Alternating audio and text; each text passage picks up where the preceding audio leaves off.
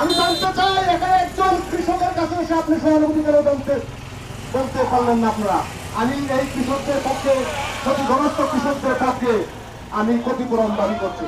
আমাদের যে সকল শিশু আছে, এই শিশুদের পক্ষে, স্কুলগামী শিশুদের আমি ক্ষতিপূরণ দাবি করছি।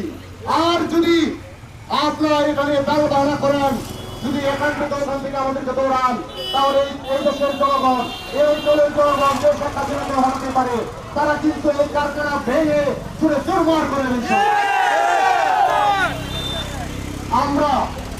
আমি কিন্তু তাদের কথা বলি এখন, আমরা সকল লিগাল প্রসেস অ্যাপ্লাই করেছি, সকল অধিদপ্তরে চিঠি দিয়েছি, আমরা সকল জায়গায় ধারে ধারে করেছি, কিন্তু কি এক অপশক্তি এই কারখানাকে এখনো চালু রাখছে।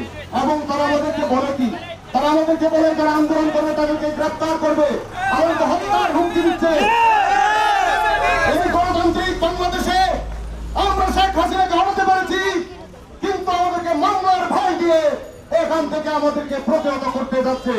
এই রাষ্ট্র যদি আমাদের নিরাপত্তা না দেয়, আমরা আমাদের নিজের নিরাপত্তার জন্য এই মরণঘাতী কারখানা আমরা বন্ধ করে দেব ইনশাআল্লাহ। আমাদের বাবুল 14 বছরের কিশোর দাঙ্গার থেকে শ্বাসকষ্টে মরে গেছে, আমাদের ফারুক মরে গেছে, আমাদের বাতেন মেম্বার মরে গেছে। এই প্রত্যেকটা মৃত্যুর হিসাব আমরা নেব ইনশাআল্লাহ।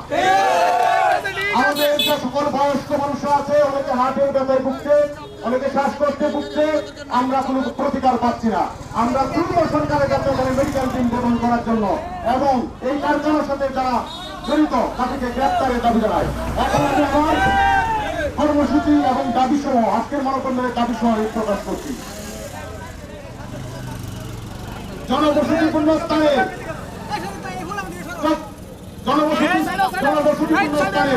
ব্যাটারি রিসাইক্লিং কারখানা করতে হবে।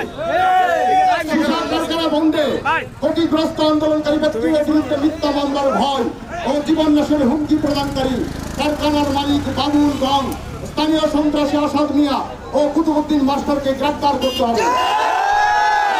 আন্দোলনকারীদের নিরাপত্তা নিশ্চিত করতে হবে। আগামী 24 ঘন্টার ভিতর ব্যাটারি রিসাইক্লিং কারখানার সমস্ত কার্যক্রম বন্ধ করতে হবে।